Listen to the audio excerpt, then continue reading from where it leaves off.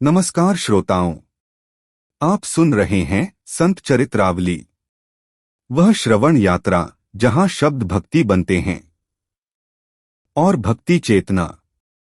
आज के रविवारीय एपिसोड में हम आपको ले चलेंगे दक्षिण भारत के उस महान रहस्यवादी संत के जीवन में, जिनकी वाणी स्वयं वेदों की प्रतिध्वनि मानी गई।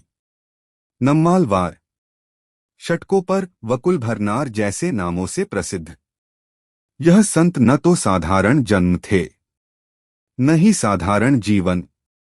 वर्षों तक मौन, नेत्रों की निश्चलता और अंतर्मुखी चेतना में लीन बालक, जो आगे चलकर भगवान विष्णु के प्रति अद्वितीय प्रेम का स्वर बन गया।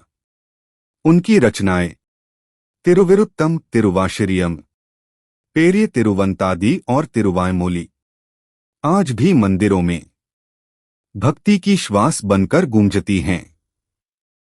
आइए इस एपिसोड में नम्मालवार के जीवन, उनकी आशु कवि प्रतिभा और उनकी दिव्य चेतना को सुनने और महसूस करने का प्रयास करें।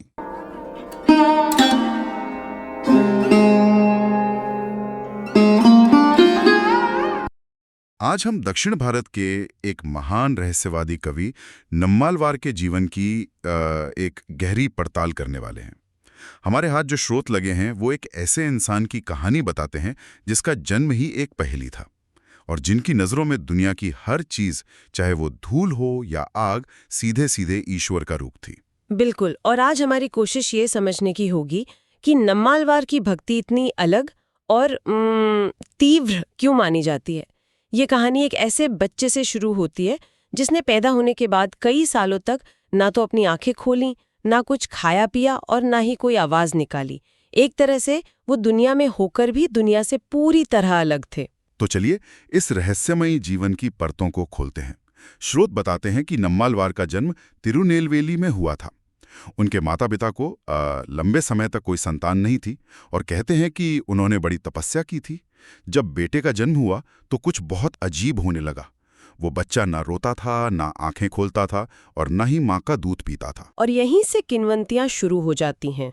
एक कहानी कहती है कि जन्म के 12वें दिन जब माता पिता उसे मंदिर ले गए तो उन्होंने उसे वहीं एक इमली के पेड़ से लटकाए पालने में छोड़ दिया और वो बालक उसी पालने में या पेड़ के तने में बनी एक खोखली जगह में 16 सालों तक समाधि में लीन रहा। 1 मिनट, 16 साल बिना कुछ खाए पिए? आज के समय में तो ये मतलब बायोलॉजिकली इम्पॉसिबल लगता है। इन कहानियों को हमें कैसे देखना चाहिए?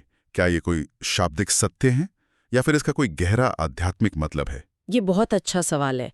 ज्यादातर जानकार इसे एक प्रतीक के तौर पर देखते हैं।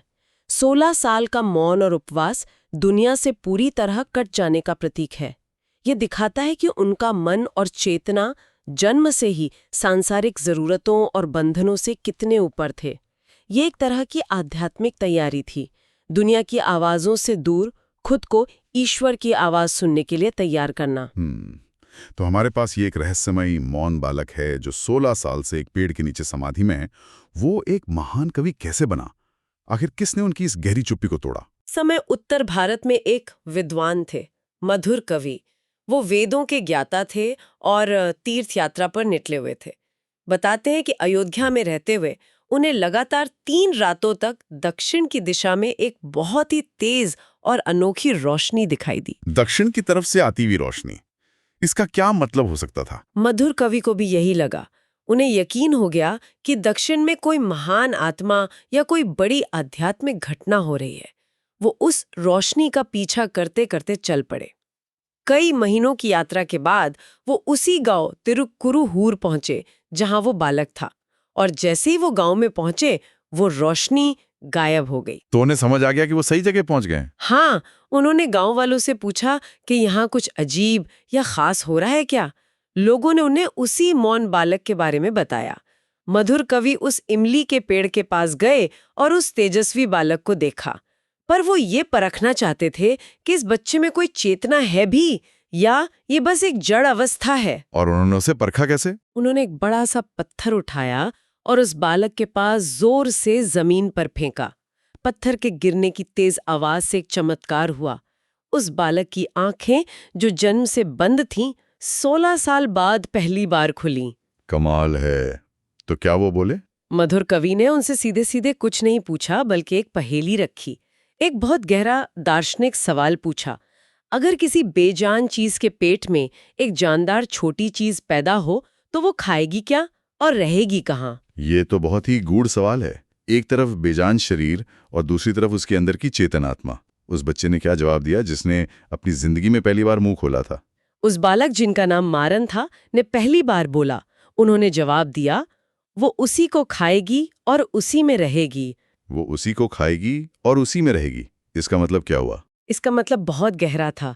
मधुर कवि फौरन समझ गए। इसका अर्थ था कि ये जो चेतन आत्मा है वो इस जड़ भौतिक शरीर में रहते हुए इसी प्रकृति से अपना पोषण लेती है और इसी शरीर में रहते हुए सुख दुख का अनुभव करती है। और अंत में वो रहती तो ईश्वर के ही अंश के रूप में है और उसी के आनंद का अनुभव करती है। यह जवाब उस समय के सबसे बड़े दार्शनिक सवालों में से एक को छूता है कि चेतन आत्मा इस जड़ शरीर में कैसे रहती है। ये सांख्य और वेदांत दर्शन का सार था। एक बच्चे के मुंह से ऐसा सारगर्भित जवाब सुनना ही अपने आप में एक चमत्कार था। मधुर कवि इतने प्रभावित हुए कि उन्होंने तुरंत नम्मालवार को अपना गुरु मान लिया और उनके शिष्य बन गए। और शायद इसी मुलाकात ने नम्मालवार के अंदर के कवि को जगाया। बिल्कुल। इसी के बाद उनके मुंह से भक्ति की धारा बह निकली। उन्होंने अपनी 4 प्रसिद्ध रचनाएं रची, तिरुविरुत्तम, तिरुवाशिरियम, पेरिय तिरुवंतादि और सबसे प्रमुख तिरुवाइमोली, जिसे अक्सर तमिल वेद का दर्जा दिया जाता है। तमिल वेद मतलब इसकी तुलना वेदों से की जाती है। हाँ, ऐसी एक धारणा है कि उनकी ये 4 रचनाएं चारों वेदों का सार है। लेकिन स्रोत इस बात को थोड़ा अलग तरह से देखते हैं। वो कहते हैं कि दोनों में कोई सीधी बराबरी नहीं है, लेकिन जो बात समान है वो है विषय। वेद और नम्मालवार की कविता दोनों ही ईश्वर के स्वरूप, उसकी प्रकृति और उसे पाने के रास्ते की बात करते हैं। बस भाषा और तरीका अलग है। एक और खास बात थी कि वो आशु कवि थे, है ना? मतलब वो सोच समझ कर कविता नहीं लिखते थे। एकदम सही। भक्ति का जब तीव्र आवेग उठता तो भजन अपने आप उनके मुंह से निकलने लगते थे। वो किसी और ही दुनिया में होते थे। उनके गुरु मधुर कवि बस ताड़ के पत्तों पर उन भजनों को लिखते जाते थे। ये रचना नहीं थी, ये एक प्रवाह था जो सीधे उनके दिल से निकल रहा था। मुझे जो बात सबसे ज्यादा हैरान कर रही है वो सिर्फ उनकी कविता नहीं, बल्कि उनका जीने का तरीका है। उनके लिए सर्वम विष्णुमयम जगत, यानी पूरी दुनिया विष्णु का ही रूप है, ये सिर्फ एक कहावत नहीं थी, ये उनकी हकीकत थी। हाँ, और ये समझना बहुत जरूरी है। हम और आप दुनिया को अलग अलग चीजों के रूप में देखते हैं। ये पेड़ है, ये पत्थर है, ये इंसान है, लेकिन नम्मलवार के लिए ये सारे भेद मिट चुके थे। उन्हें हर चीज में, हर कण में सिर्फ अपने आराध्य भगवान विष्णु ही नजर आते थे। इसके कुछ उदाहरण तो वाकई चौंकाने वाले हैं। जैसे वो किसी पेड़ या बछड़े को गले लगा लेते और कहते, यही तो मेरे भगवान हरि हैं। या नीले आसमान को देखकर कहते, मेरा श्याम सुंदर कृष्ण यही रहता है। और बस इतना कहकर वो नाचने लगते, उनकी आंखों से आंसू बहने लगते। जरा सोचिए इस अवस्था के बारे में। हमारे लिए जहां दुनिया तनाव और समस्याओं से भरी है, उनके लिए हर एक अनुभव ईश्वर से मिलने का एक मौका था। बताया जाता है कि वो धूल में खेलते हुए उसे वामन की धरती कहते थे। जलती हुई आग को देखकर डरते नहीं थे, बल्कि उसे अच्युत यानी विष्णु का एक नाम कहकर गले लगा लेते थे। मतलब एक जलती हुई आग को गले लगाना, ये भक्ति की कौन सी अवस्था है? ये तो जुनून की हद लगती है। ये भक्ति की वो अवस्था है जिसे पराभक्ति कहते हैं, जहां भक्त और भगवान के बीच का पर्दा पूरी तरह हट जाता है, जहां द्वैत यानी मैं और तुम का भाव ही खत्म हो जाता है। उनके लिए आग का ताप भी विष्णु का स्पर्श था। एक और कहानी तो और भी अविश्वसनीय है। कहते हैं कि वो एक सांप के पीछे ये कहते हुए दौड़ पड़ते थे कि अरे, ये तो मेरे विष्णु की शैया है, शेषनाग। उनके लिए सांप सांप था ही नहीं, वो विष्णु का आसन था। ये नजरिया दुनिया को पूरी तरह बदल देता है। शीतल हवा चलती तो वो कहते, मेरे गोविंद आ गए। बारिश होती तो कहते, विष्णु का शुभागमन हो गया, और नाचने लगते। हर अनुभव, हर संवेदना उनके लिए ईश्वर का ही एक रूप थी। और यही भाव, यही पीड़ा उनकी कविताओं में भी उतर कर आती है, खासकर ईश्वर से विरह की यानी बिछुड़ने की पीड़ा। भक्ति में विरह को बहुत ऊंचा स्थान दिया गया है क्योंकि उसमें प्रेम की तीव्रता सबसे ज्यादा होती है। हमारे स्रोत में उनके एक भजन का अंश भी है जो इस दर्द को बहुत खूबसूरती से दिखाता है। हाँ, वो अपने भगवान से शिकायत करते हुए कहते हैं, न तो मैंने तुम्हारे लिए कभी फूल चुने, न ही भक्ति से तुम्हारी पूजा की, फिर भी मैं बहुत पीड़ा में हूं। मुझे दर्शन दो, है अमृत के सागर, हे ज्ञान के भंडार, मुझे अपने चरणों में जगह दे दो, जल्दी आओ और मुझ पर अपनी कृपा करो। इस भजन में एक बेबसी और एक तड़प है। बिल्कुल। वो आगे कहते हैं, मैं तुमसे अलग होकर और कब तक जिंदा रह पाऊंगी। ये सिर्फ शब्द नहीं है, ये उस आत्मा की पुकार है जो अपने स्रोत से मिलने के लिए व्याकुल है।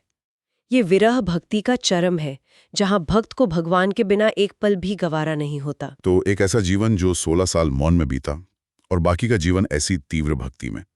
इस असाधारण जीवन का अंत कैसे हुआ और उनकी विरासत क्या रही? नम्मलवार का देहांत केवल 35 साल की उम्र में हो गया। उनका जीवन बहुत छोटा था, लेकिन उनका प्रभाव बहुत गहरा और सदियों तक रहने वाला था। आज भी आलवार तिरुनगरी, जहां उनका जन्म हुआ था, वहां मंदिर में उनकी मूर्ति की पूजा होती है। और उनकी कविता का क्या हुआ? क्या वो आज भी जिंदा है? हाँ, और यही उनकी सबसे बड़ी विरासत है। दक्षिण भारत के सबसे बड़े और महत्वपूर्ण मंदिरों में जैसे श्रीरंगम में आज भी उनके भजन रोज गाए जाते हैं। वो वहाँ की पूजा पद्धति का एक अभिन्न अंग है। उनकी कविता आज भी हजारों लाखों लोगों को प्रेरणा देती है। कहते हैं कि एक और आलवार संत ने उनकी विरासत को आगे बढ़ाने में बहुत बड़ी भूमिका निभाई थी। हाँ, तिरुमंगैया आलवार, जो खुद एक महान संत थे, वो नम्मालवार का बहुत सम्मान करते थे। उन्होंने ही श्रीरंगम के मंदिर में नम्मालवार की सबसे महान रचना तिरुवायमोली के गायन की एक वार्षिक परंपरा शुरू की। ये इस बात का प्रतीक है कि उनका प्रभाव कितना गहरा था कि दूसरे महान संत भी उन्हें अपना आदर्श मानते थे। तो आज हमने नम्मालवार के असाधारण जीवन को समझा।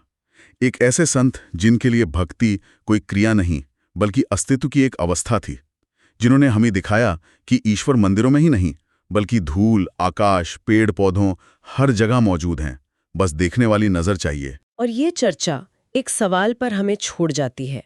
नम्मालवार ने भौतिक जगत की हर साधारण चीज में दिव्यता को महसूस किया। ये हमें सोचने पर मजबूर करता है कि क्या असली आध्यात्मिकता दुनिया से भागने में है, या फिर दुनिया में रहते हुए ही हर साधारण चीज में उस असाधारण को देखने की कला सीखने में है। शायद भक्ति पूजा पाठ से ज्यादा दुनिया को देखने का नजरिया बदलने की एक प्रक्रिया है। श्रोताओं, आज के इस एपिसोड में हमने जाना कि नम्मालवार का जीवन लंबा नहीं था, लेकिन उनकी वाणी कालजयी बन गई। केवल 35 वर्षों का जीवन, परंतु ऐसा काव्य जो शताब्दियों से भक्ति का पथ प्रकाशित कर रहा है। उनकी कविताएं सिर्फ शब्द नहीं, वह आत्मा की पुकार हैं, जहां जीव भगवान विष्णु में पूर्णतः विलीन होना चाहता है। नम्मालवार हमें सिखाते हैं कि भक्ति दिखावे से नहीं, मौन प्रेम और अंतःकरण की शुद्धता से जन्म लेती है। इसी संदेश के साथ आज के एपिसोड को यहीं विराम देते हैं। अगले रविवार संत चरित्रावली में एक और संत, एक और दिव्य यात्रा के साथ फिर भेंट होगी।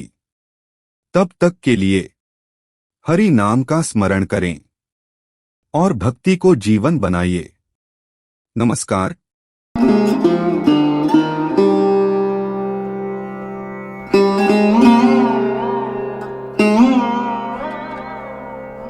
Mm-hmm.